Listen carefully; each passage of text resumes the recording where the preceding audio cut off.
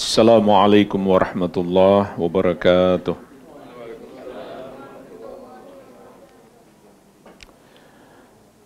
Alhamdulillahi ala ihsanih wa syukru lahu ala taufiqihi wa amtinanih. Wa ashhadu an la ilaha illallah wahdahu la syarika lah ta'ziman li sya'nih. Wa ashhadu anna Muhammadan abduhu wa rasuluh ad-da'i ila ridwanih. Sallallahu alaihi wa ala alihi wa ashabihi wa ikhwanih. Amma ba'd. Fa ikhwani fid din wa akhwati fillah, kaum muslimin wal muslimat yang saya cintai dan saya muliakan. Rahimani wa rahimakumullah. Semoga Allah subhanahu wa ta'ala senantiasa mencurahkan rahmatnya kepada kita sekalian.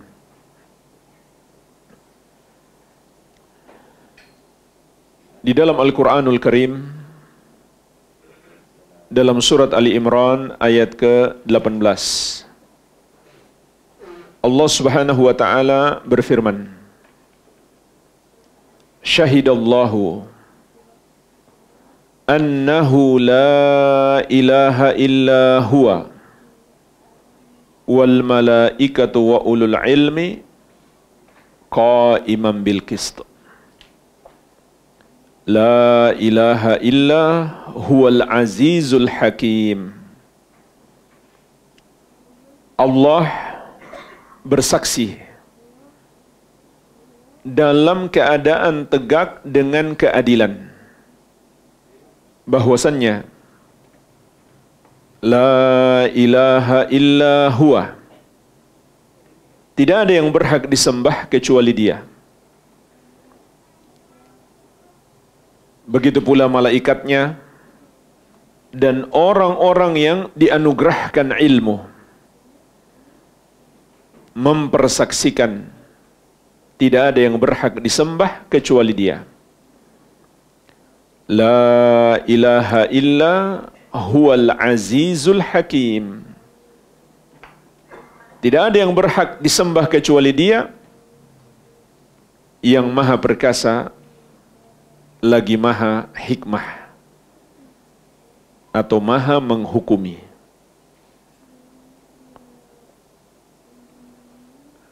Imam Al-Mufassir Al-Qurtubi rahimahullah dalam tafsir beliau menerangkan tentang di antara pelajaran penting yang bisa kita petik dari ayat ini. Fi hadhil ayah dalilun ala fadlil ilmi. Dalam ayat ini kata beliau rahimahullah terdapat dalil yang menunjukkan keutamaan ilmu, keistimewaan dan kebaikan ilmu agama. Wa syarafil ulama wa fadlihim. Begitu pula dalam ayat ini terkandung kemuliaan orang-orang yang berilmu dan keutamaan mereka. Kenapa? Karena Allah subhanahu wa ta'ala menyebutkan persaksian orang-orang yang berilmu bersama dengan persaksian Allah dan para malaikat. Dan persaksian dalam ayat ini adalah persaksian yang paling agung, yaitu persaksian terhadap keesaan Allah, kewajiban hamba yang paling besar, dan hak Allah yang paling agung, disembah dan tidak dipersekutukan, yang terkandung di dalam la ilaha illallah. Sampai kata beliau, fa innahu law kana ahadun asyrafu minal ulama laqaranahumullahu bismihi wasmi malaikatihi kama qarana ismal ulama. Sesungguhnya kata beliau, andai ada seseorang yang lebih mulia dari orang-orang yang berilmu, niscaya Allah Subhanahu wa taala akan menyebutkan mereka bersama dengan namanya dan para malaikatnya sebagaimana Allah sebutkan bersama orang-orang yang berilmu. Artinya jemaah sekalian, kemuliaan manusia karena ilmu. Manusia yang paling mulia di sisi Allah adalah yang paling berilmu. Dan mereka itu adalah para nabi dan rasul alaihi wassalatu wassalam. Kemudian pewaris mereka. Siapa pewaris para nabi dan rasul? Rasulullah sallallahu alaihi wasallam bersabda, "Innal ulama warathatul anbiya." Sesungguhnya para ulama, orang-orang yang berilmu, mereka itulah pewaris para nabi dan rasul. Jadi, surat Ali Imran ayat 18 menunjukkan kepada kita derajat hamba yang paling mulia di sisi Allah dari kalangan manusia adalah orang-orang yang berilmu. Sehingga nama mereka, persaksian mereka disebutkan bersama dengan nama dan persaksian Allah dan para malaikat.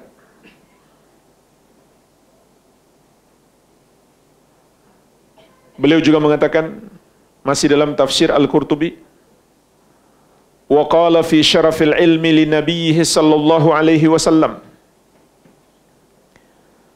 Dan Allah Subhanahu wa taala juga berfirman tentang kemuliaan ilmu bagi Nabi Muhammad sallallahu alaihi wasallam. Wa qur rabbi zidni ilman. Dan ucapkanlah, berdoalah wahai Muhammad, wahai Rabbku, tambahkanlah kepadaku ilmu. Dalam surat Toha ayat 114.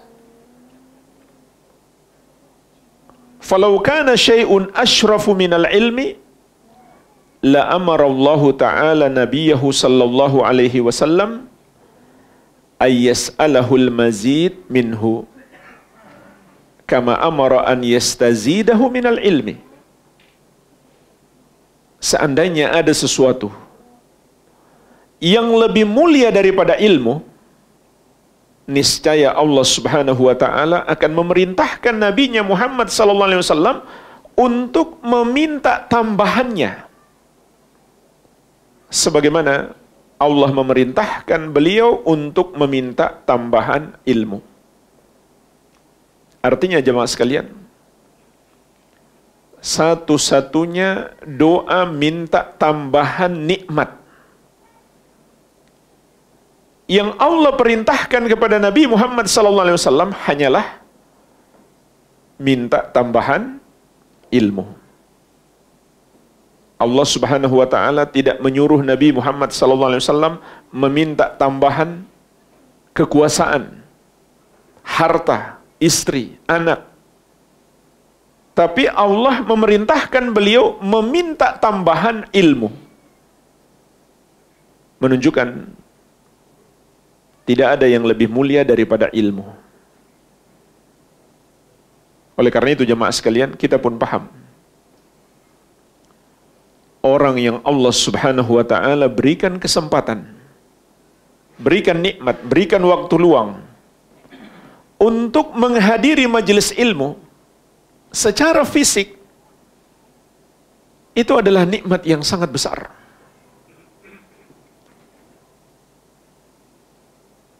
Karena faktanya tidak semua orang Allah berikan nikmat ini. Mungkin di sana ada banyak orang yang lebih punya waktu luang daripada kita, yang lebih mampu datang ke majelis ilmu, tapi mereka menghabiskan malam-malamnya hanya di restoran atau di kafe-kafe saja, atau di depan gadget mereka. Tidak tergerak hatinya untuk menghadiri majelis ilmu. Karena Allah Subhanahu wa ta'ala memberikan hidayahnya kepada siapa yang Dia kehendaki, tidak kepada semua orang. Sebagaimana di surat Al-Qasas ayat ke-56, Allah Subhanahu wa ta'ala berfirman, innaka la tahdi man ahbabta walakinna Allah yahdi man yasha wa huwa a'lamu bil muhtadin. Sesungguhnya engkau tidak bisa memberikan hidayah kepada siapa yang engkau cintai, akan tetapi Allah memberikan hidayah kepada siapa yang Dia kehendaki, dan Dia lebih tahu siapa yang pantas mendapatkan hidayah. Dan hidayah itu terbagi dua, hidayah kepada ilmu dan hidayah kepada amalan.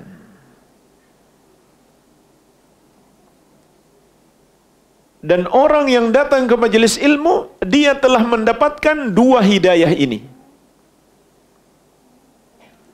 Di majelis ilmu, dia akan mendapatkan ilmu yang bermanfaat, dan kehadirannya di majelis ilmu sudah termasuk ibadah yang sangat agung. Ini harus kita sadari. Kedatangan kita di majelis ilmu adalah ibadah. Maka hendaklah kita agungkan nikmat ini dalam hati kita, dan kita syukuri. Dan tatkala kita sudah berada di majelis ilmu, hendaklah kita duduk dengan penuh kekhusyukan, menyimak dengan baik, menghadirkan dalam hati kita, ini adalah nikmat besar yang Allah berikan kepadaku, tidak boleh aku sia-siakan.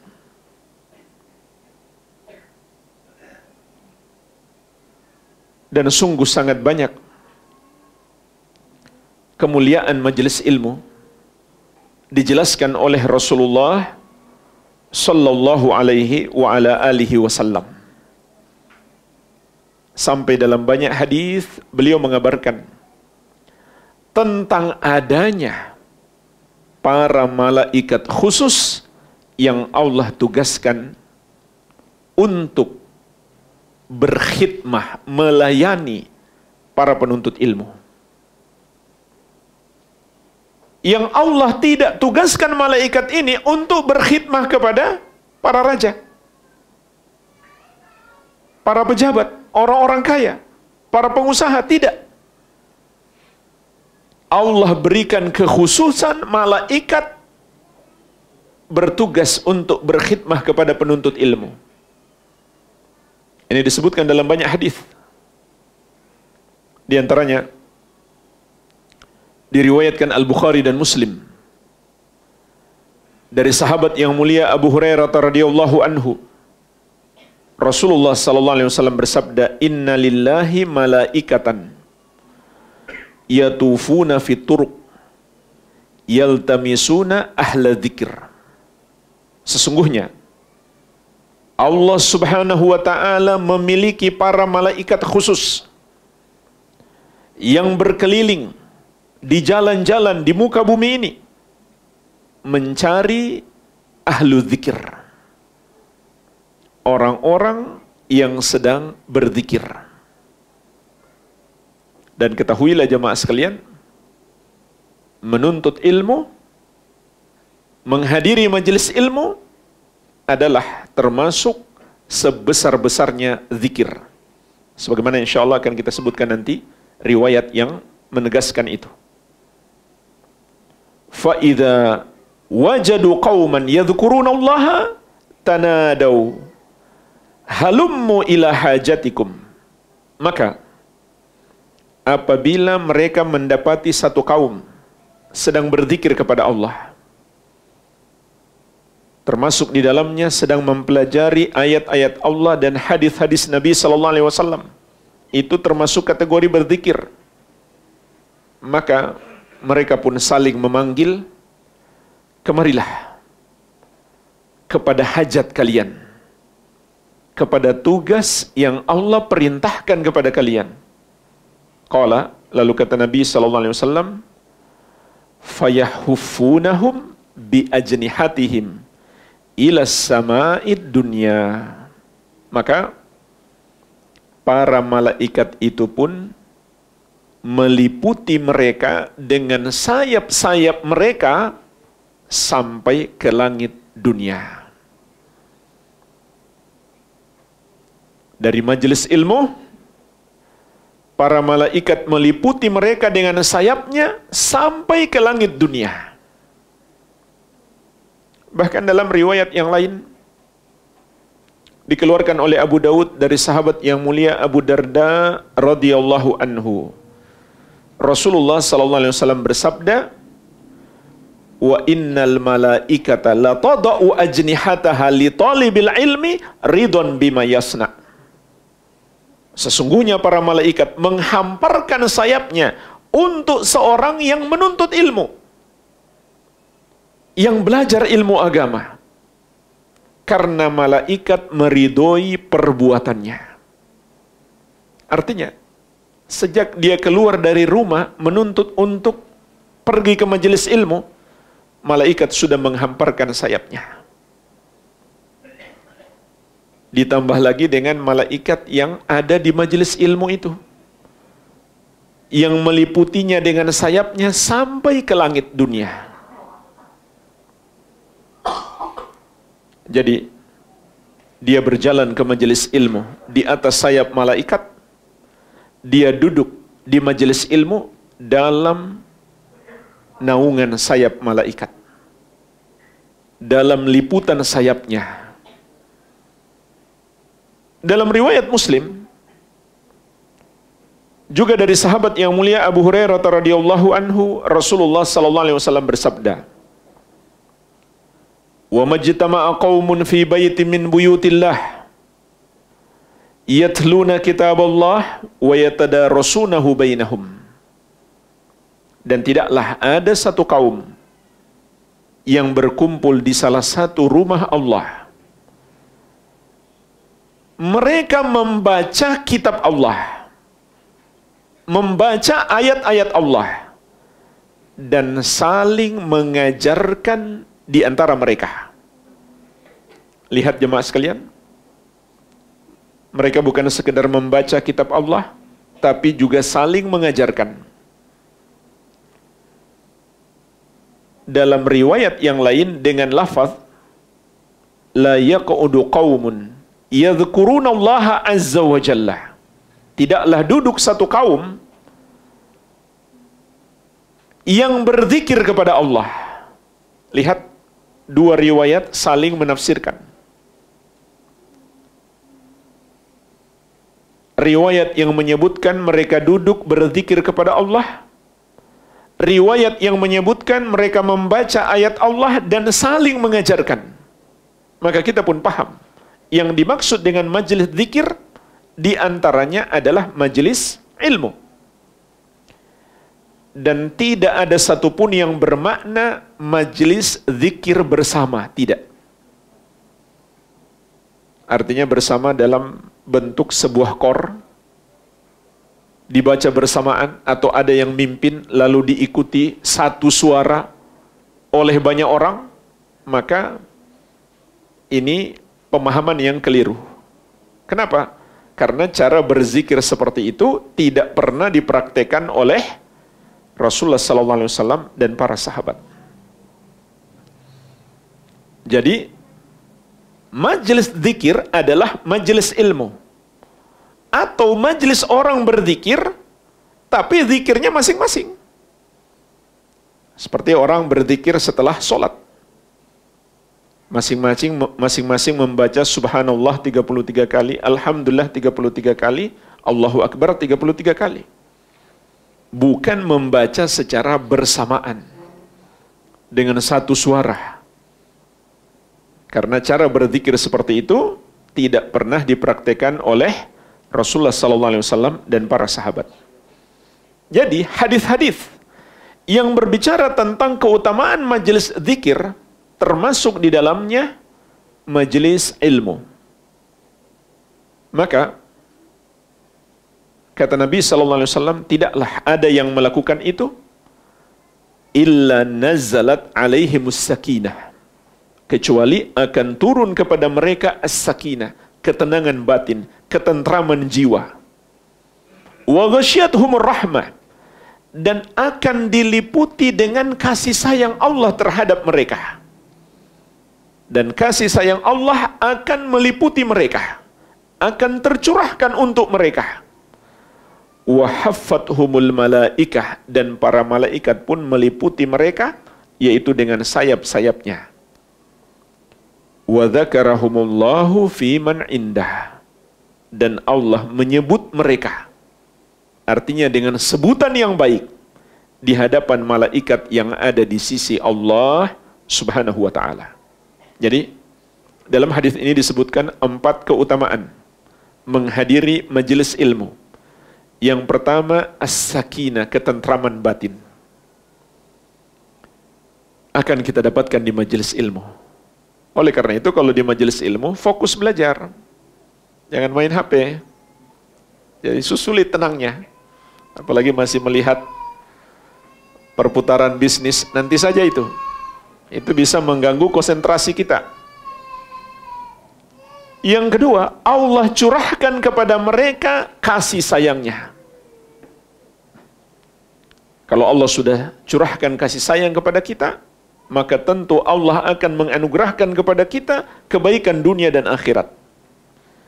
Yang ketiga, para malaikat meliputi mereka. Dan di hadis yang lain, jamaah sekalian, para malaikat itu bukan hanya sekedar meliputi secara fisik, tapi mereka juga mendoakan orang-orang yang menuntut ilmu tersebut. Sebagaimana di hadis yang lain, di hadis yang diriwayatkan Abu Daud dari Abu Darda radhiyallahu anhu, Rasulullah sallallahu alaihi wasallam bersabda, wa innal alima la yastaghfiru lahu man fis samai wa man fil ard. Sesungguhnya orang yang berilmu itu, artinya setelah dia belajar kemudian dia punya ilmu, akan dimohonkan ampun untuknya penduduk langit dan penduduk bumi. Hatta hitan filma, sampai ikan dalam air memohonkan ampun untuknya. Dan penduduk langit adalah para malaikat. Jadi luar biasa keutamaan orang yang hadir di majelis ilmu. Didoakan oleh para malaikat.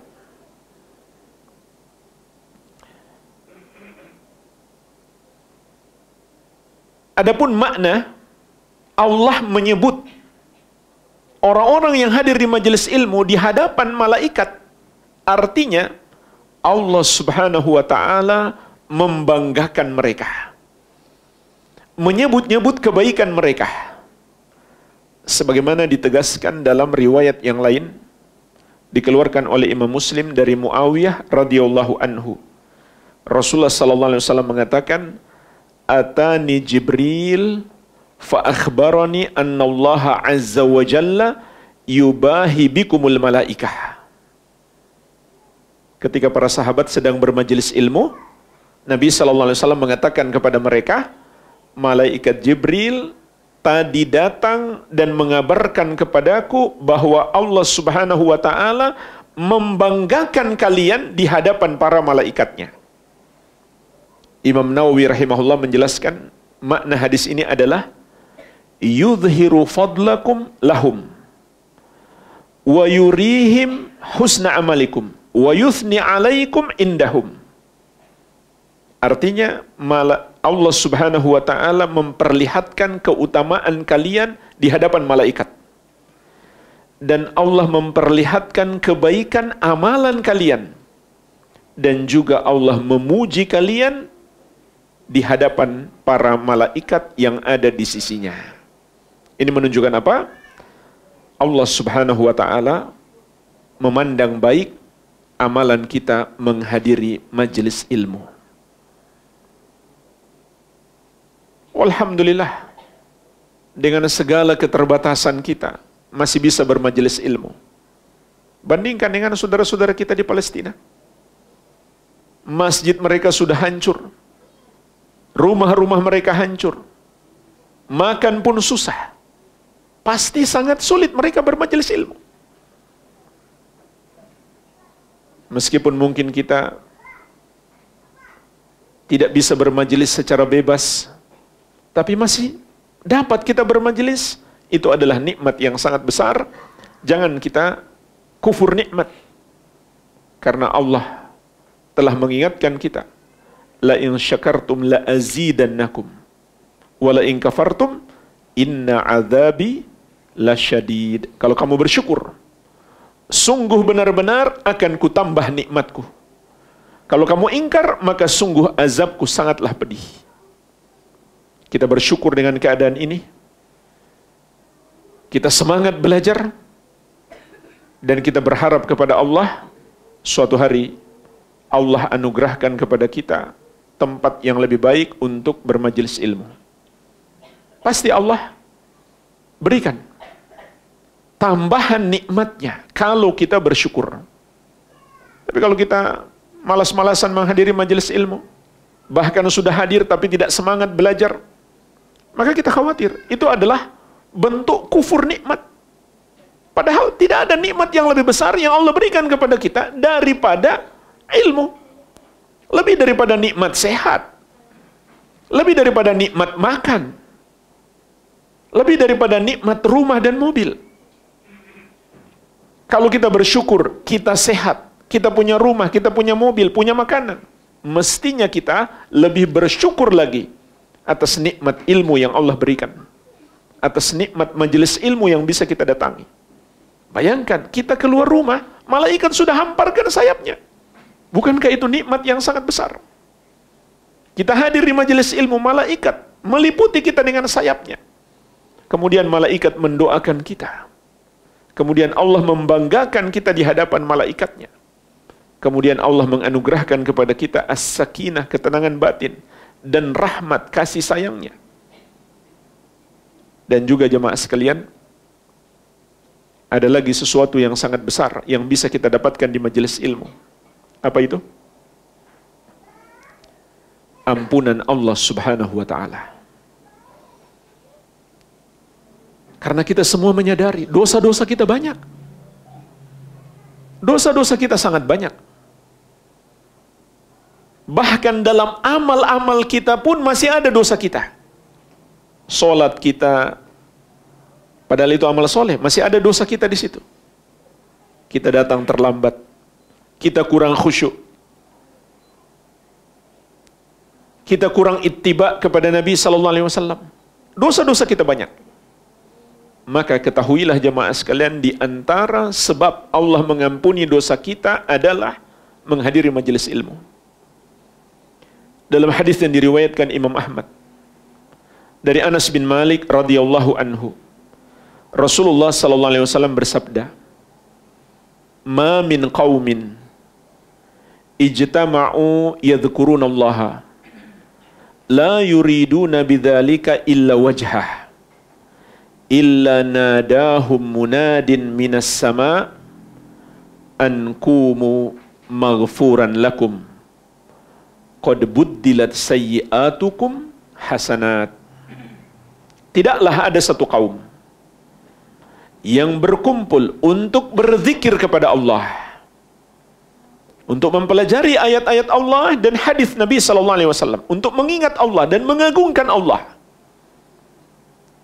dan menguatkan rasa takut kepadanya, harapan kepadanya dan cinta kepadanya. La yuriduna bidzalika illa wajhah.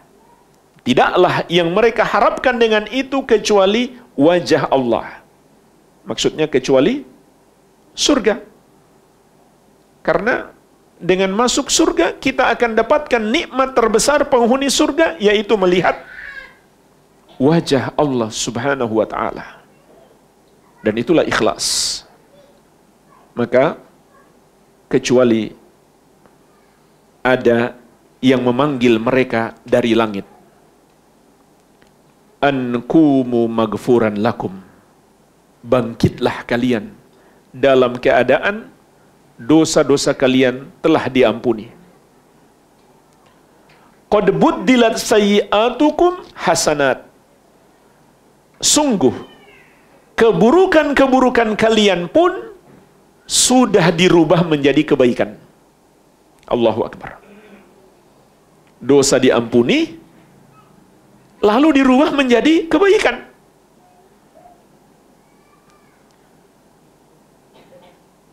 Hadis yang semisal juga dikeluarkan oleh At-Tabrani dari sahabat yang mulia Sahal bin Hanzal radhiyallahu anhu. Dan hadis yang semisal juga bahkan terdapat dalam Sahih Al-Bukhari dan Muslim. Dan hadis ini mengumpulkan semua keutamaan yang telah kita sebutkan tadi.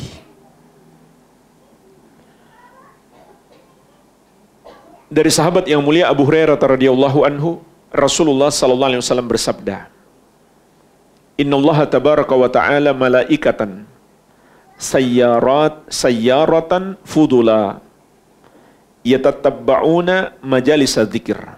Sesungguhnya Allah tabaraka wa ta'ala memiliki malaikat khusus yang berjalan berkeliling di muka bumi mencari-cari majelis zikir. Majelis yang di situ kita mengingat Allah, mengagungkan Allah, memuliakannya, meninggikannya. Fa idza wajadu majlisan fihi dzikrun qa'adu ma'ahum.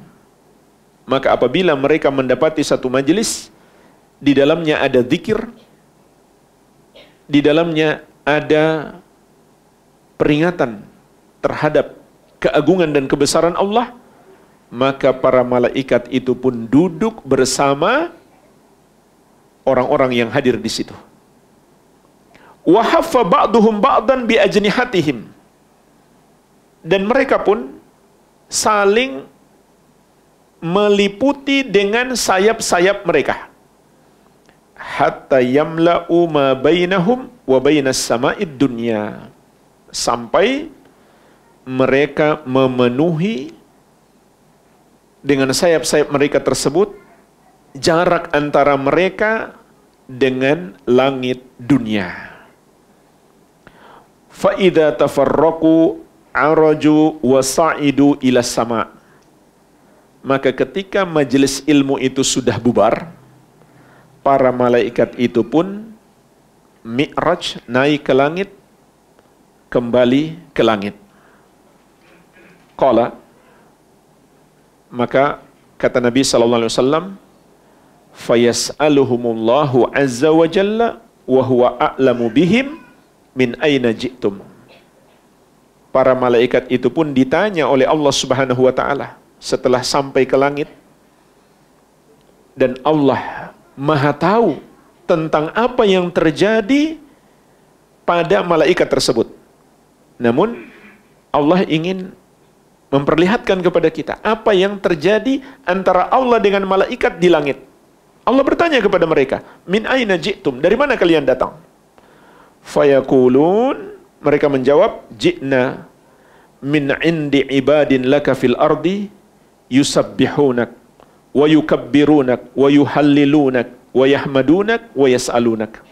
Kami datang dari sisi hamba-hambamu di muka bumi yang bertasbih mensucikanmu, bertakbir membesarkanmu, bertahlil mengucapkan la ilaha illallah, mentauhidkanmu, wa yahmadunak, dan memujimu, mengucapkan alhamdulillah, wa yas'alunak, dan memohon rahmatmu.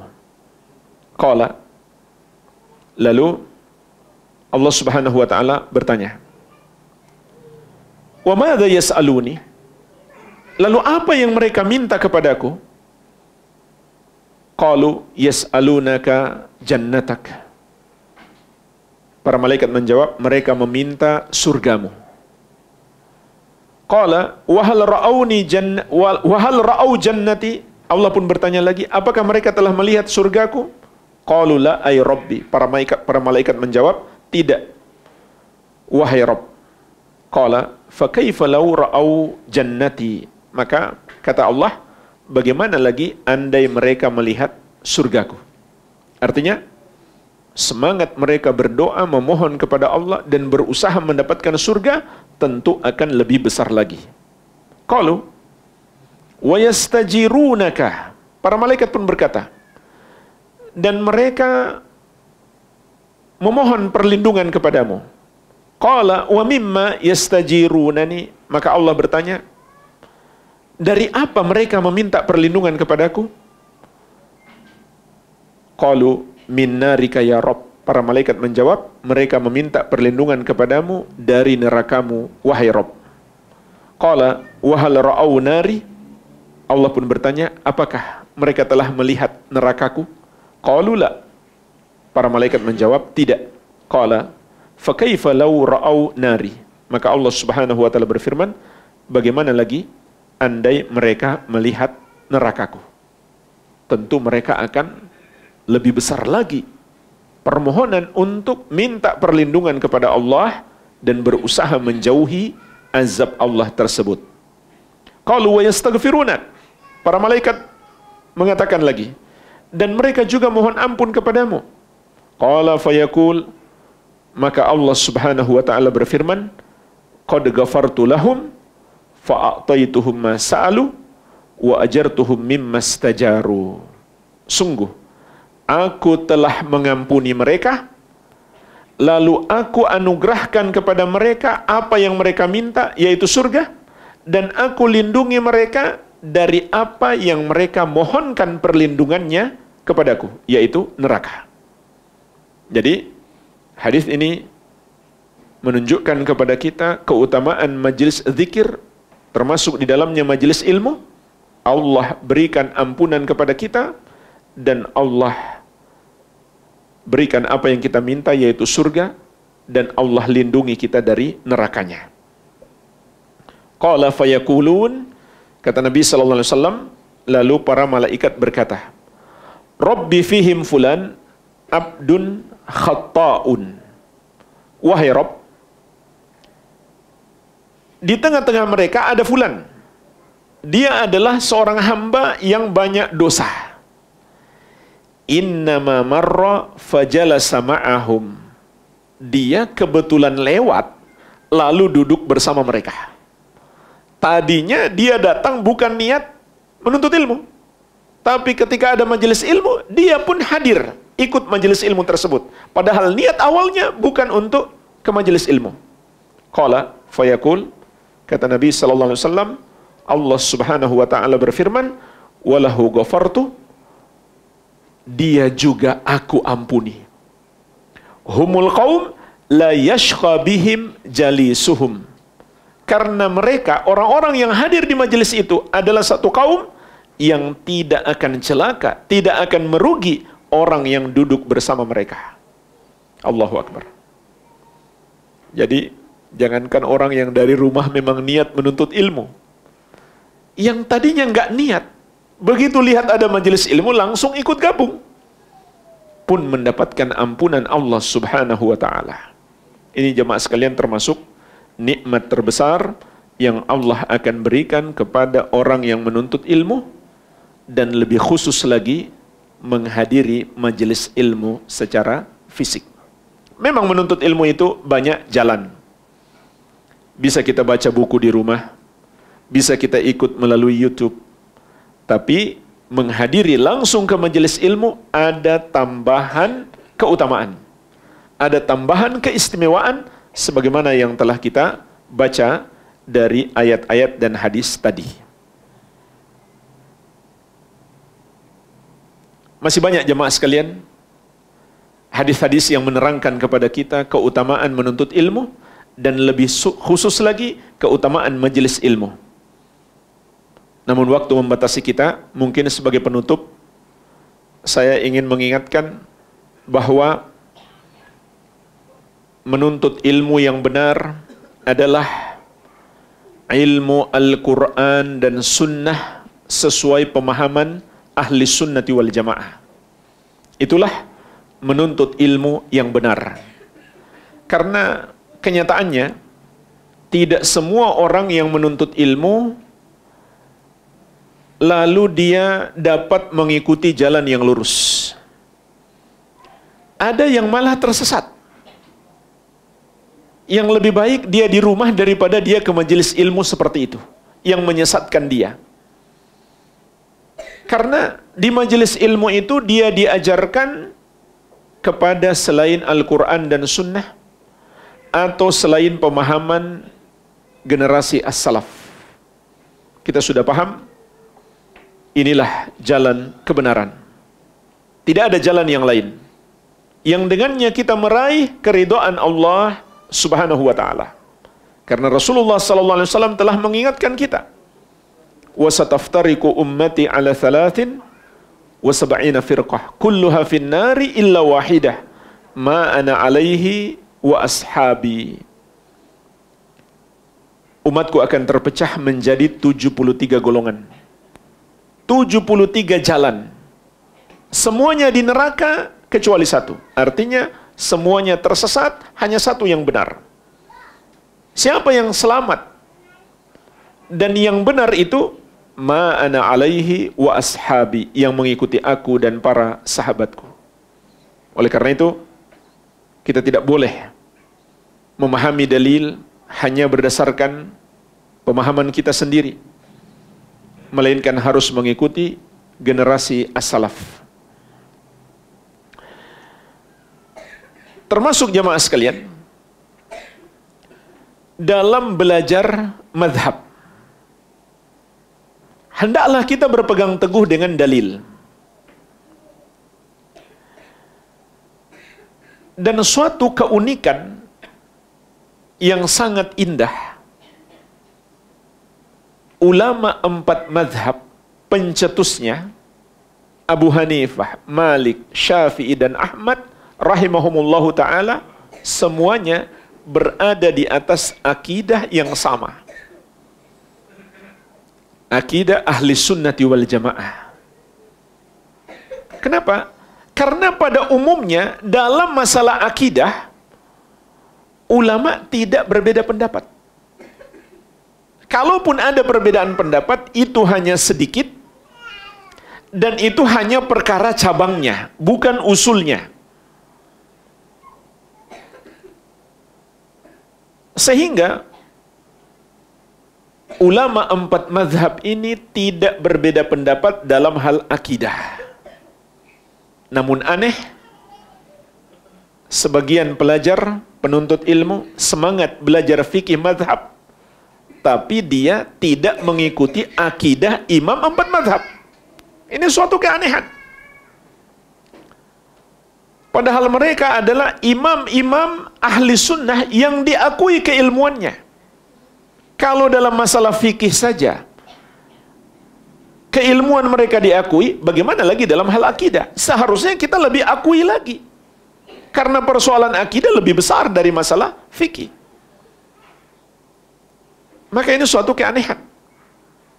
Belajar madhab tapi membuang akidahnya imam 4 madhabnya, berpaling kepada akidah yang lain. Dan inilah jemaah sekalian penyebab ta'assub terhadap madhab. Kenapa? Akidahnya memang rusak.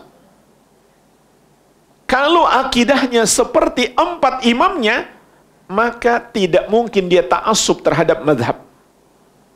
Berikut saya bacakan sebuah nasihat dari Asy-Syaikh Al-Allamah Ibnu Baz rahimahullahu ta'ala tentang bagaimana seharusnya bermadhab agar kita tidak salah jalan. dalam sebuah fatwa beliau berkata, al-madhahibu al-arba'ah laisat lazimatun linnas. Mengikuti madhab yang 4 tidak wajib atas manusia. Bahkan 4 imamnya nggak pernah mengatakan ikut saya wajib, nggak pernah. Nanti insya Allah saya akan nukilkan ucapan 4 imam madhab bagaimana seharusnya bermadhab. Kita lihat dulu nasihat secara umum dari imam besar termasuk mujaddid abad ini, Asy-Syekhul Allamah Ibnu Baz rahimahullahu taala.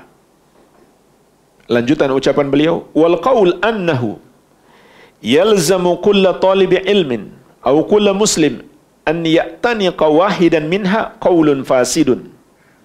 Pendapat yang mengharuskan setiap penuntut ilmu atau bahkan setiap muslim untuk mengikuti salah satu dari mazhab yang 4 adalah pendapat yang rusak, yang tidak berdasarkan dalil. Qaulun ghairu sahih, itu adalah pendapat yang tidak benar. Al-wajib al-iltizam bima syara'ahu Allah ala lisani rasulihi Muhammadin alaihi salatu wassalam. Yang wajib adalah berpegang teguh dengan syariat Allah yang disampaikan oleh Rasulnya Muhammad sallallahu alaihi wa ala alihi wasallam. Inilah yang wajib atas kita, bukan mengikuti salah satu dari imam yang 4. Walaysa hunaka syakhsun muayyan yalzamul akhdha biqaulihi, dan tidak ada di sana seseorang selain Nabi sallallahu alaihi wasallam yang harus dipegang pendapatnya, yang harus selalu kita ikuti. Lal a'imma al-arba'ah wala ghairihim, tidak imam yang 4, tidak pula selain mereka. Fal wajib ittiba'un Nabi sallallahu alaihi wasallam wasair ala minhajihi fil ahkam wa tashri'. Yang wajib adalah mengikuti Nabi Muhammad sallallahu alaihi wasallam dan berjalan di atas manhaj beliau baik dalam hukum maupun dalam pensyariatan.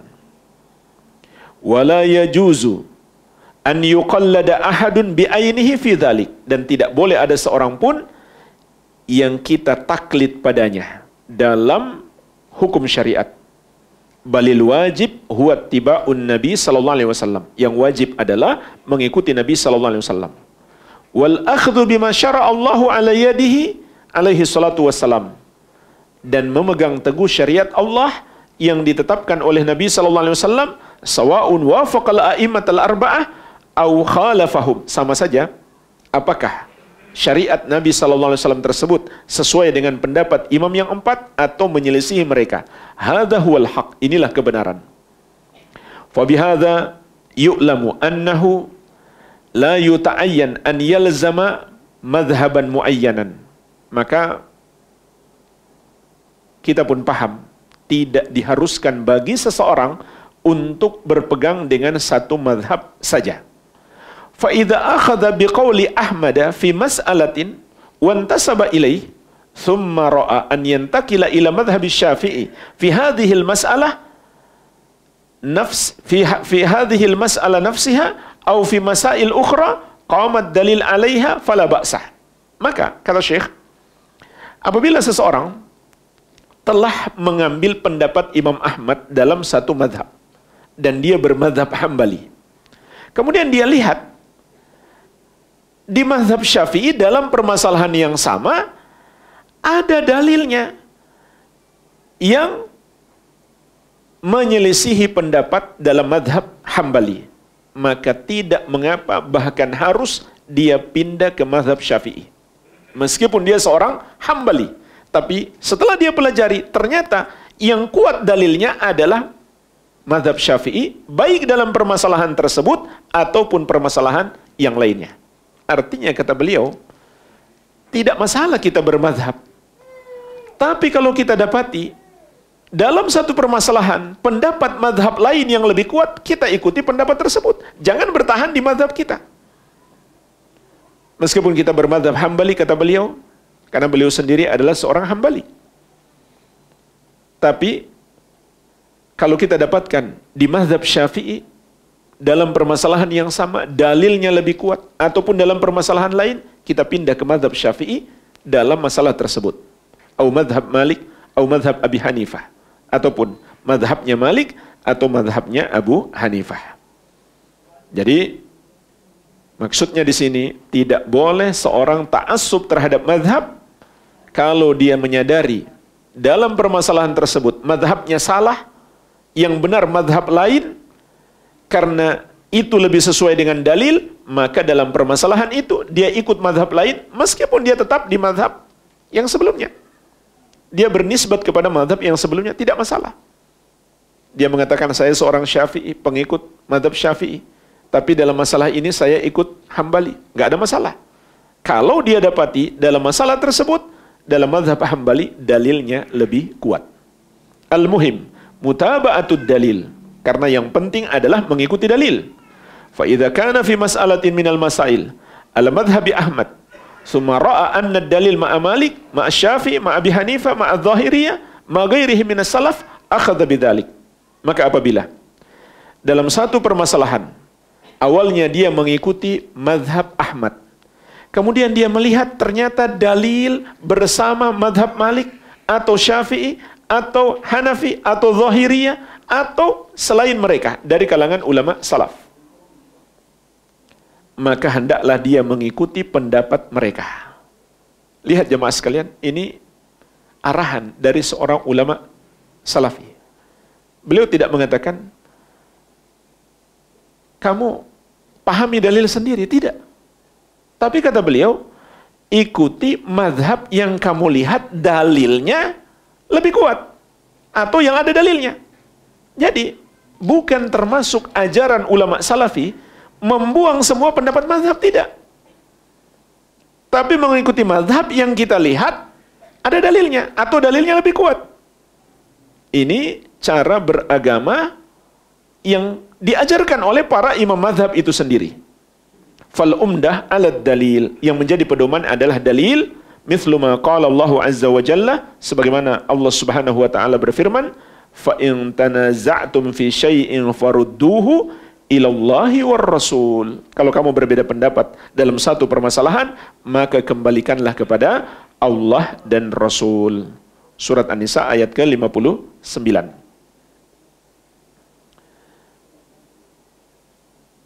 Yakni fi masailil khilaf. Maksud beliau dalam permasalahan ketika ulama berbeda pendapat, maka kita kembalikan kepada Allah dan Rasul. Artinya kita teliti mana pendapat ulama yang paling kuat, bukan kita buat pendapat yang baru.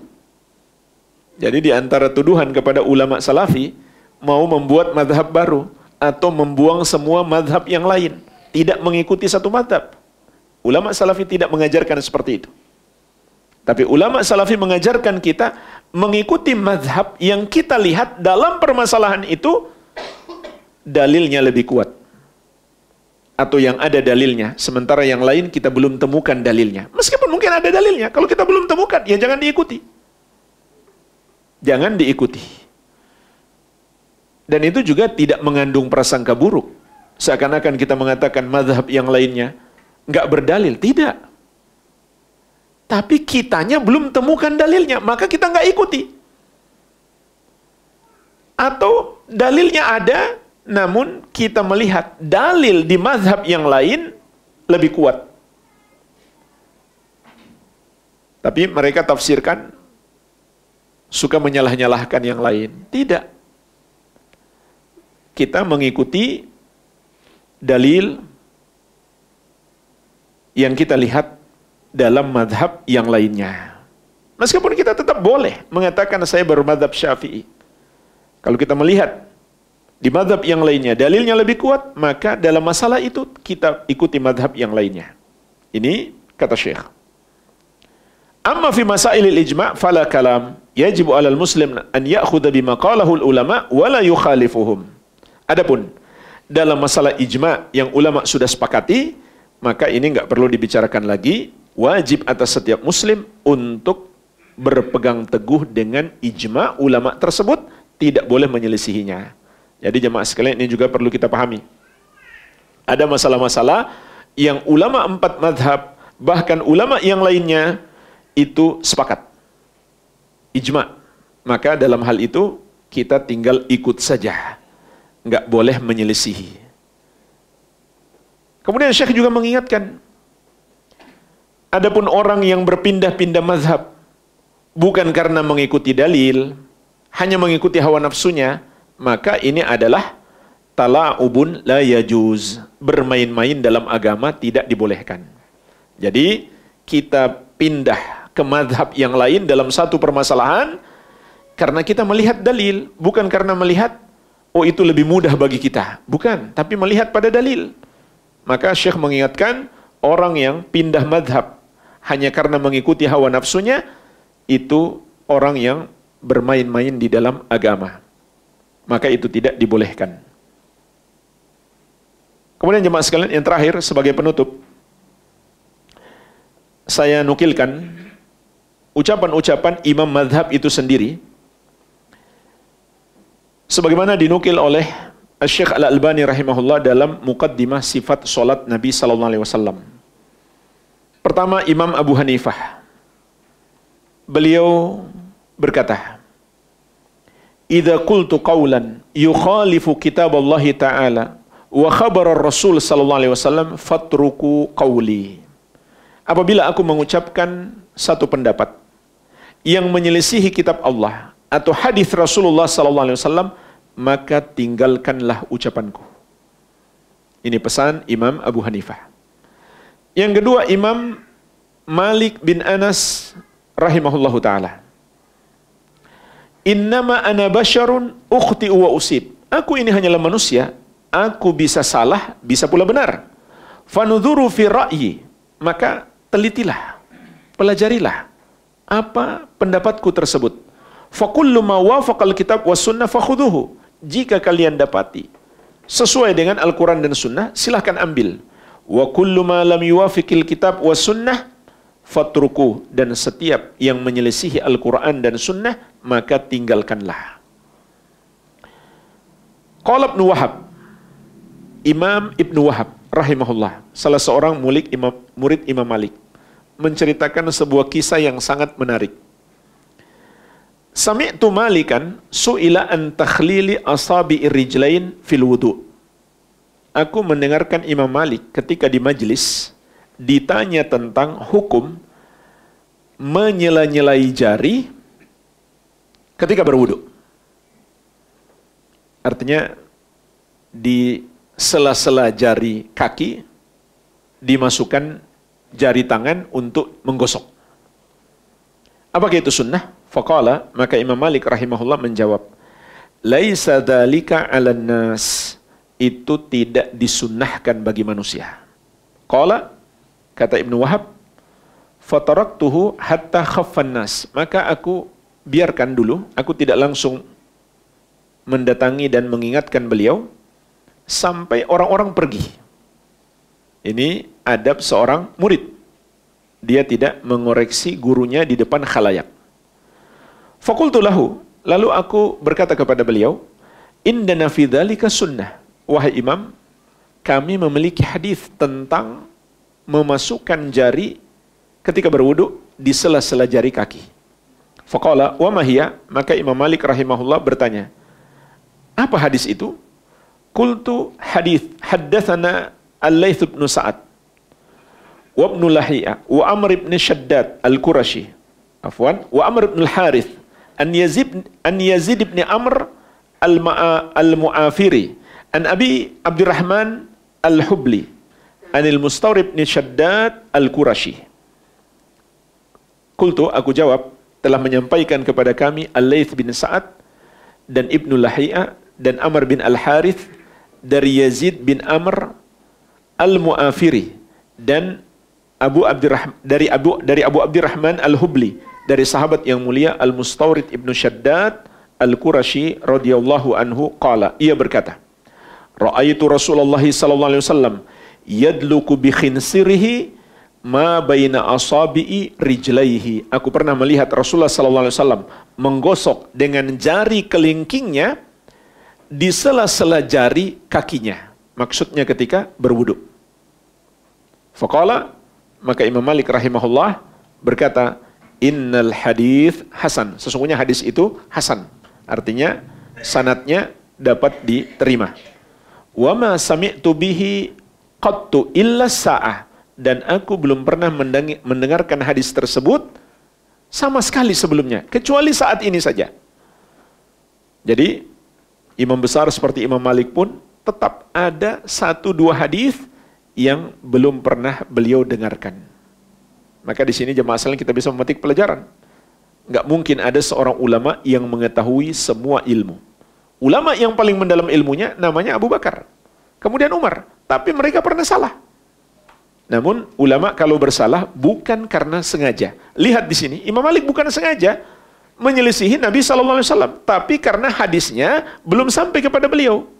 Kemudian kata Ibnu Wahab, "Tsumma sami'tuhu ba'da dzalika yus'al faya'muru bitakhlilil asabi." Kemudian setelah itu aku dengarkan ketika Imam Malik ditanya dengan pertanyaan yang sama, maka beliau memerintahkan untuk menggosok sela-sela jari kaki ketika berwudu demi mengamalkan hadis tersebut. Jadi lihat bagaimana Imam Malik sendiri meninggalkan pendapat lamanya karena menyelisihi hadis Nabi sallallahu alaihi wasallam. Berikutnya Imam Syafi'i rahimahullah, dan nasihat beliau yang paling banyak diriwayatkan tentang masalah ini. Di antaranya beliau berkata, "Ajma'al muslimuna ala anna man istabana lahu sunnatun an Rasulillah sallallahu alaihi wasallam lam yahilla lahu an yada'aha liqauli ahadin." Kaum muslimin sepakat bahwasannya apabila telah jelas bagi seseorang satu sunnah atau hadis Rasulullah sallallahu alaihi wasallam, tidak halal dia meninggalkan sunnah atau hadis tersebut hanya demi mengikuti pendapat seseorang selain Nabi sallallahu alaihi wasallam. Jadi haram kita menyelisihi petunjuk Nabi sallallahu alaihi wasallam hanya demi mengikuti siapapun. Beliau juga pernah berkata, "Idza wajadtum fi kitabi khilafa sunnati Rasulillah sallallahu alaihi wasallam faqulu bi sunnati Rasulillah sallallahu alaihi wasallam wa da'u ma qultu." Kalau kalian dapatkan dalam buku yang aku tulis menyelisihi sunnah Rasulullah sallallahu alaihi wasallam, maka ikuti sunnah Rasulullah sallallahu alaihi wasallam tersebut dan tinggalkan apa yang aku katakan. Wa fi riwayatin, dalam riwayat yang lain beliau mengatakan, fattabi'uha wa la taltafitu ila qauli ahadin. Maka ikutilah sunnah itu dan jangan lagi kamu menoleh kepada pendapat siapapun. Artinya semua pendapat kalau bertentangan dengan petunjuk Nabi sallallahu alaihi wasallam, menurut Imam Syafi'i rahimahullah itu adalah tidak bernilai, nggak perlu dianggap sama sekali. Dan beliau pernah suatu hari sangat marah. Kenapa jemaah sekalian? Dikisahkan oleh Al-Humaidi, salah seorang murid beliau, ini murid langsung. Dan beliau juga punya kitab Usulus Sunnah, Imam Al-Humaidi. Dan kisah yang semisal juga diceritakan oleh Ar-Rabi bin Sulaiman, juga murid langsung Imam Syafi'i. Al-Humaidi bercerita, sa'ala rajulun asy-Syafi'iyya bi Misr an mas'alatin fa'aftahu wa qala an-nabiy sallallahu alaihi wasallam kadza. Faqala ar-rajul ataqulu bihadza? Seseorang bertanya kepada Imam Syafi'i rahimahullah ketika di Mesir tentang satu permasalahan. Maka Imam Syafi'i pun berfatwa kepadanya dengan mengatakan, Nabi sallallahu alaihi wasallam bersabda tentang masalah ini seperti ini. Lalu orang itu bertanya lagi, apakah engkau berpendapat mengikuti hadis tersebut? Maka Imam Syafi'i rahimahullah kemudian marah dan berkata kepadanya, ara'aita fi wasati zunnaran? Apakah kamu melihat di perutku ada zunnar? Zunnar itu jemaah sekalian, ini juga faedah penting, banyak disebutkan dalam kitab-kitab para ulama. Ikat pinggang yang dipakai oleh pendeta ketika mereka pakai gamis. Ketika mereka pakai gamis, lalu mereka pakai ikat pinggang di luar. Ini cara pakai gamis yang tidak boleh, karena menyerupai para pendeta Nasrani. Sampai hari ini masih ada. Sampai hari ini masih ada para pendeta pakai gamis, biasanya warna agak hijau, agak coklat. Kemudian mereka gunakan sabuk di luar, sehingga sabuknya kelihatan. Jadi maksud ucapan Imam Syafi'i, apakah kamu lihat aku sudah jadi pendeta sehingga nggak mengikuti hadis itu? Marah beliau. Atarani kharajtu minal kanisah. Apakah kamu lihat aku keluar dari gereja? Aqulu qala Nabi sallallahu alaihi wasallam wa taqulu li ataqulu bihadza. Sehingga ketika aku berkata, Nabi sallallahu alaihi wasallam bersabda, kamu masih bertanya, apakah kamu mengikuti hadis tersebut? Arwi an Rasulillah sallallahu alaihi wasallam wala aqulu bihi. Aku sendiri yang meriwayatkan dari Nabi sallallahu alaihi wasallam, bagaimana mungkin aku tidak mengikutinya?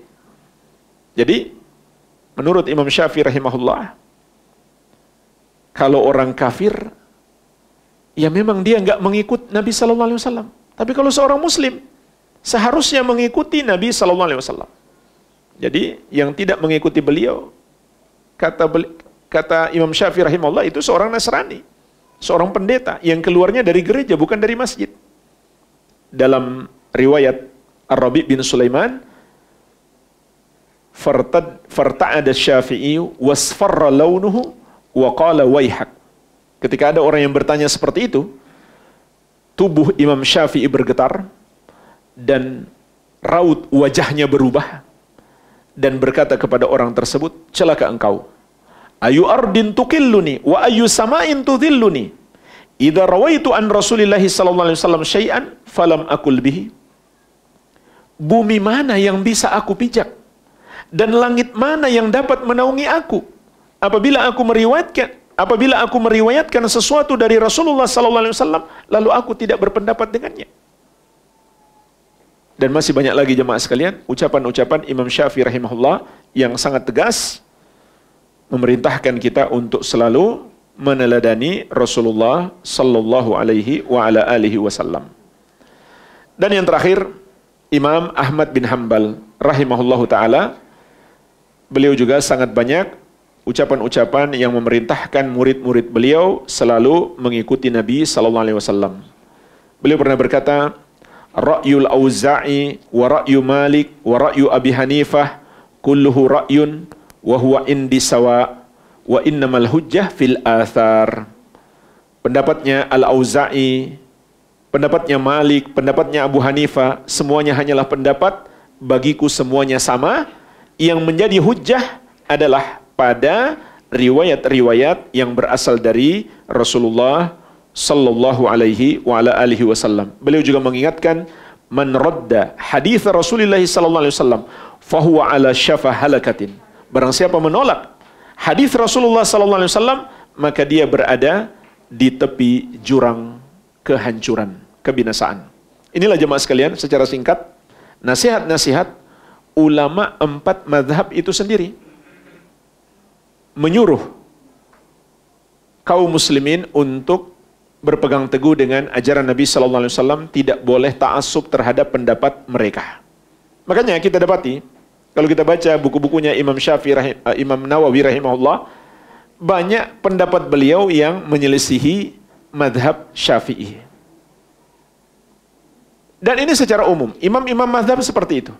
Ulama-ulama mazhab seringkali tidak ragu menyelisihi pendapat mazhabnya kalau dia mendapati dalam mazhab lain dalilnya lebih kuat. Ini yang seharusnya kita dalam bermadhab. Kesimpulannya, bermadhab boleh, bagus bahkan. Yang tidak boleh adalah ta'assub terhadap madhab. Lebih tidak boleh lagi berpaling dari akidah 4 imam madhab. Itu sama saja berpaling dari akidah salaf. Karena semua riwayat akidah dari 4 imam madhab tidak berbeda dengan akidah salaf. Karena pada umumnya dalam masalah akidah, ulama ahli sunnah sepakat. Kecuali sedikit saja yang mereka berbeda pendapat. Wallahu alam, mungkin ini saja yang bisa kita bahas. Semoga bermanfaat. Wabillahi at-taufiq.